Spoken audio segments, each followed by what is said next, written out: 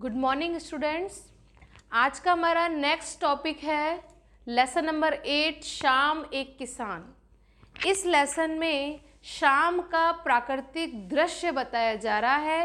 किस तरह शाम के टाइम पे पशु पक्षी उड़ते हैं, सूर्य किस तरह अस्त होता है, जो चरने वाले पशु हैं वो वापस अपनी जगह की ओर जाते हैं। इस तरह का सुंदर दृश्य, प्राकृतिक दृश्य इस लेसन में बताया गया है। शाम का दृश्य बताया गया है।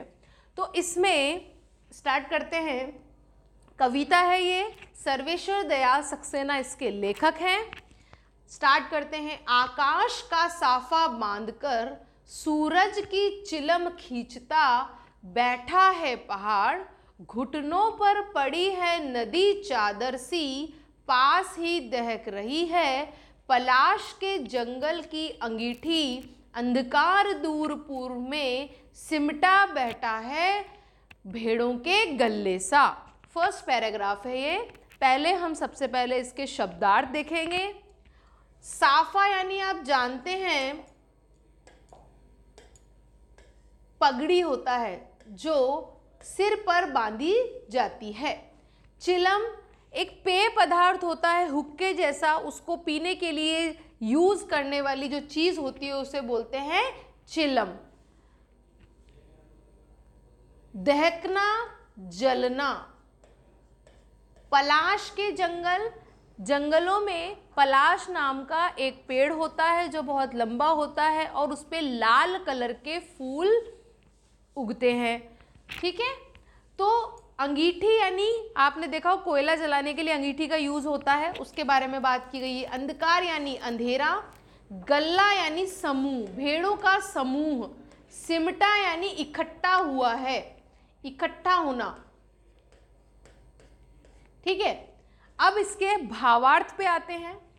आकाश का साफा बांधकर ऐसा लग रहा है, शाम का दृश्य ऐसा स्वर्णिम सुंदर लग रहा है, ऐसा लग रहा है मानो आकाश, पहाड़ एक किसान के रूप में बैठा है। जो पहाड़ है ऐसा लग रहा है किसान बैठा हुआ है वहां पे, उसके माथे पर आकाश जो है वो ऐसा लग रहा है जैसे उस किसान ने साफा बांध रखा है। बादल ऐसे लग रहे हैं जैसे उस बैठे हुए किसान ने अपने सिर पर पगड़ी धारण कर रखी है। सूरज की चिलम खींचता, शाम का दृश्य है, सूर्य अस्त होता है उस टाइम का दृश्य है। तो चिलम खींचता यानी ऐसा लग रहा है कि सूरज जब अस्त हो रहा है तो उसका धुआं उठ रहा है और घुटनों पर, और उसके घुटनों यानी पहाड़ के नीचे नदी बह रही है तो वो ऐसे लग रही है मानो उसके घुटनों के नीचे चादर बिछी हुई है वाइट कलर की, सफेद कलर की। आप देख रहे होंगे चित्र में कि नीचे जो नदी बह रही है ऐसा लगता है कि जैसे उस किसान के घुटनों के नीचे चादर सी एक बिछी हुई है सफेद रंग की। पास ही दहक रही है, पास में जल रहे हैं क्या? पलाश के पेड़ों पर जो लाल रंगे फूल हैं वो ऐसे लग रहे हैं रात में जैसे कोई अंगीठी में अंगारे जल रहे हैं, लाल रंग के अंगारे जल रहे हैं, कोयले जल रहे हैं, दहक रहे हैं। सिमटा बैठा है भेड़ों के गल्ले सा। और शाम का जो दृश्य है थोड़ा थोड़ा अंधकार, अंधेरा भी होने लगा है, अस्त होने वाला है सूर्य, तो उस टाइम पे ऐसा लग रहा है जैसे भेड़ों के गल्ले सा। शाम का जो अंधेरा जो है वो ऐसा लग रहा है जैसे कोई भेड़ों का समूह इकट्ठा हुआ है और अंधेरा छा रहा है। सूरज पश्चिम की दिशा में डूब रहा है, अस्त हो रहा है। ठीक है। उसके बाद नेक्स्ट, अचानक बोला मोर जैसे किसी ने आवाज दी, सुनते हो चिलम औंधी, धुआं उठा, सूरज डूबा, अंधेरा छा गया। ऐसा लग रहा है मानो कि कोई मोर बोला है और वो किसको आवाज दे रहा है? किसान को आवाज दे रहा है। क्या आवाज दे रहा है? सुनते हो।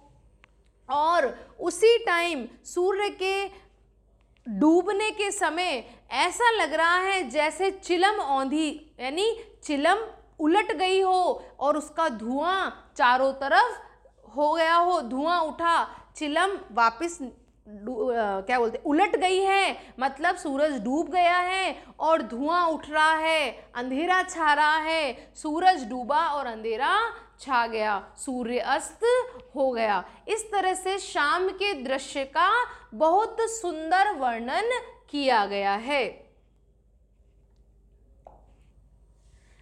इस तरह से आपका यह लेसन कंप्लीट हुआ। इस कविता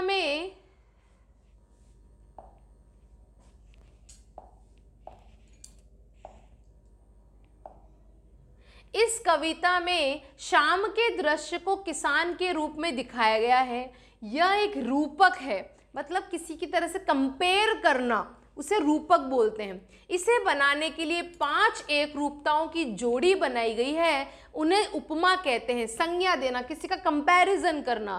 पहली एक रूपता है आकाश और साफा। कविता में आकाश का साफा वाक्यांश आया है। इसी तरह तीसरी एक रूपता नदी और चादर में दिखाई गई है, मानो नदी चादर सी। अब आप दूसरी, चौथी और पांचवी एक रूपता को खोजकर लिखिए। तो एक तो होगी पलाश के जंगल से अंगीठी, यानी पलाश के फूलों को अंगीठी का नाम दिया गया है और सूरज को चिलम खींचता बताया गया है। और नेक्स्ट है चिलम औंधना, यानी चिलम का वापस उलट जाना। भेड़ों के गल्ले सा, भेड़ों को के ग्रुप को गल्ला यानी क्या बोला गया है, समूह बोला गया है, एक ग्रुप को अंधेरा बोला गया है। इस तरह से ये फर्स्ट क्वेश्चन कंप्लीट हुआ। शाम का दृश्य अपने घर की छत या खिड़की से देखकर बताइए। शाम कब से शुरू होती है? शाम 6 बजे से शुरू होती है, उसी टाइम से हमारा अंधेरा होना स्टार्ट हो जाता है। तब से लेकर सूरज डूबने में कितना समय लगा? तब से लेकर सूरज डूबने में एक डेढ़ घंटा लगता है, क्योंकि अस्त होते होते अंधेरा छाते छाते थोड़ा टाइम लगता है। तीसरा है इसी बीच आकाश में क्या क्या परिवर्तन हुए? आकाश में परिवर्तन ये हुए कि सूर्य अस्त होता जा रहा है, अंधेरा छा रहा है, धुआं उठ रहा है और प्राकृतिक दृश्य चेंज हो रहा है। पशु पक्षी अपने घर की ओर जा रहे हैं, मानव भी अपने घर की ओर जा रहे हैं अपने काम काज करके।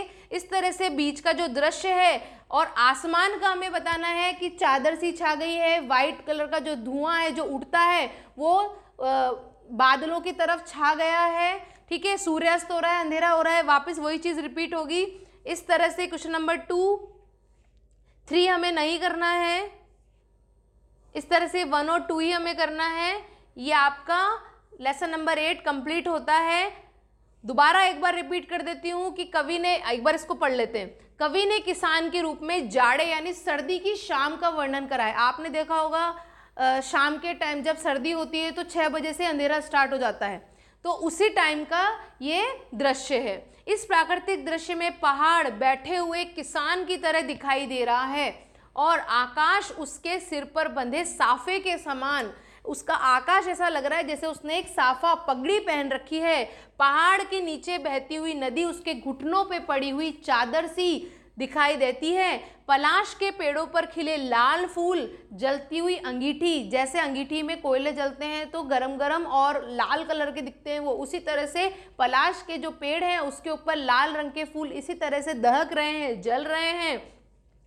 पूर्व क्षितिज पर घना अंधेरा और झुंड में बैठी भेड़ों जैसा और पश्चिम दिशा में डूबता सूरज चिलम पर सुलगती आग की भांति नजर आ रहा है। ये पूरा दृश्य शांत है। अचानक मोर बोलता है, मानो किसी ने आवाज दी है, सुनते हो। इसके बाद ये दृश्य अचानक चेंज हो जाता है, अंधेरा छा जाता है तो एकदम से प्राकृतिक दृश्य चेंज हो जाता है, चिलम उलट जाती है, मतलब सूर्य बिल्कुल अस्त हो जाता है, आग बुझ जाती है, धुआं उठने लगता है, सूरज डूब जाता है, शाम ढल जाती है और अंधेरा सा छा जाता है। इस तरह से ये इसका भावार्थी मान लो इस पूरे लेसन का, जो आपकी बुक में दे रखा है। ठीक है,